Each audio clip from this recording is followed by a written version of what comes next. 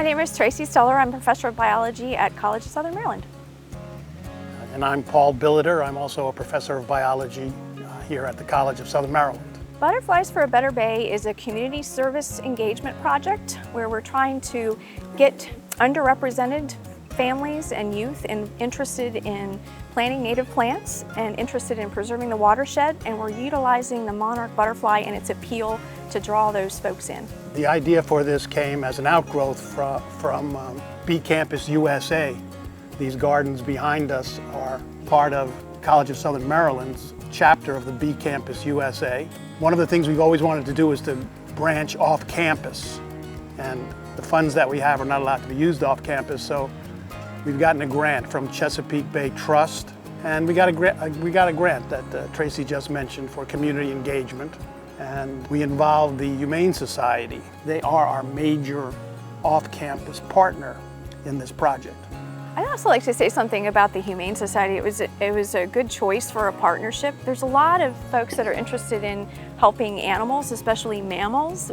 We can get a lot of folks that easily get behind that, but we overlook the invertebrates a lot of the time. And if we can take some of that enthusiasm for the mammals and point it towards the invertebrates, I think we can make a difference. And that's one of the reasons why I'm really glad that you thought to partner with the Humane Society and work it that way, because we're seeing just a lot of interest in an animal that maybe they wouldn't have paid attention to before.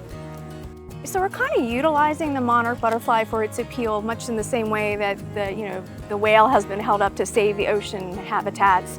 We're kind of holding up the monarch to try to help save our local habitats and mainly impact positively the watershed. And so the monarch is kind of a really easy animal to get behind. It's easy for kids to have these animals at home and make a short commitment and see their whole life cycle play out right in front of them.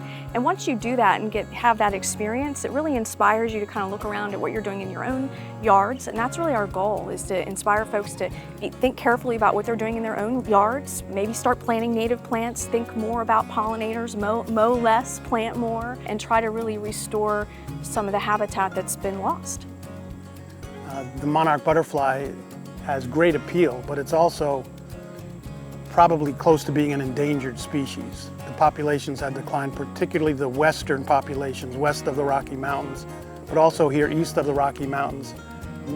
Many people know that the monarch is the butterfly that makes this thousands of mile migration to central Mexico. And the western population, as I understand, is more than 90% depleted, probably considerably more than 90% depleted.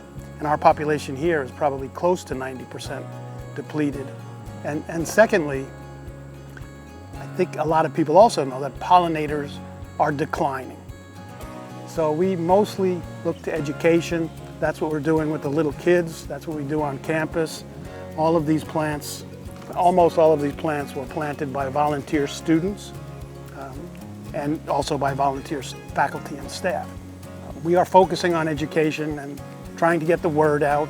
And one hesitation that some people have to planting native plants is that they kind of start to look like your house is in foreclosure. But if you put up a sign like that one that says pollinator habitat, then people say, oh, your yard is not a mess, you're doing a great thing.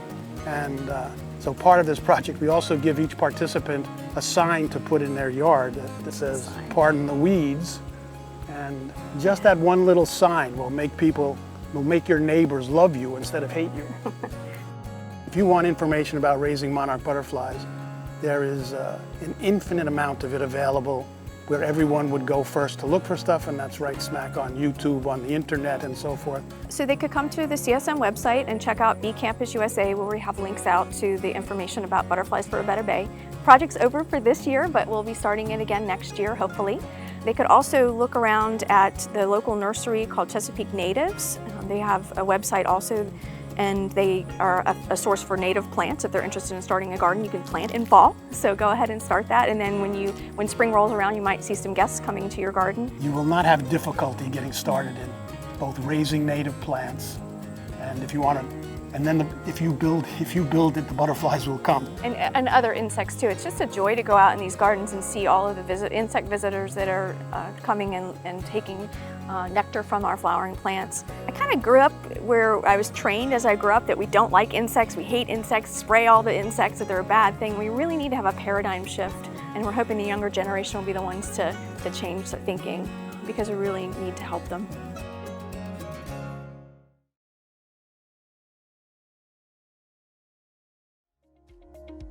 Do you want to make positive contributions in your Charles County community but aren't sure where to start?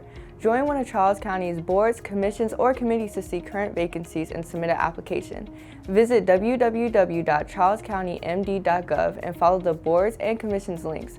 Stepping up to serve the Charles County community will allow you to shape the county's present and future.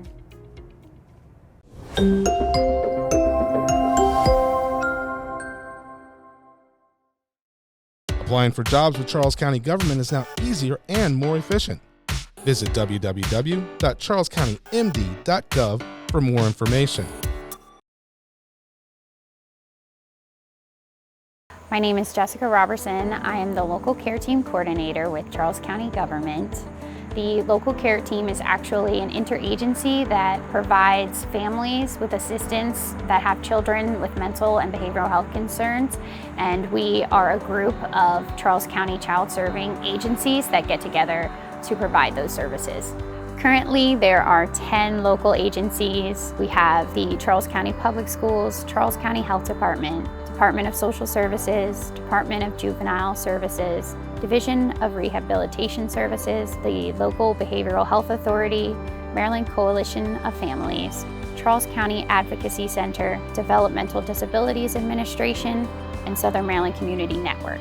So any of the agencies, including the Charles County Public School, where we get most of our referrals from, can submit a referral for a local care team meeting to be held to discuss local resources with the families, but parents can also self-refer their child as well. Any school-aged child with multiple areas of need, this would include any challenging or concerning behaviors in school or at home.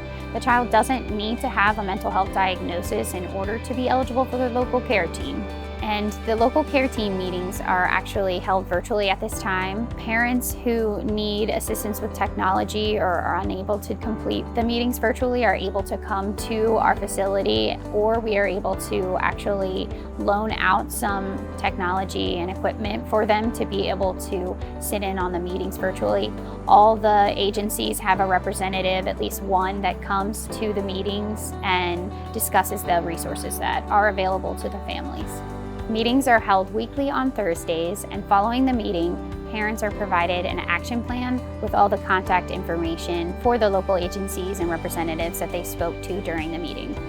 If you believe that your child could benefit from any of these services that we could offer and you need more information, please give us a call at 301-934-6769.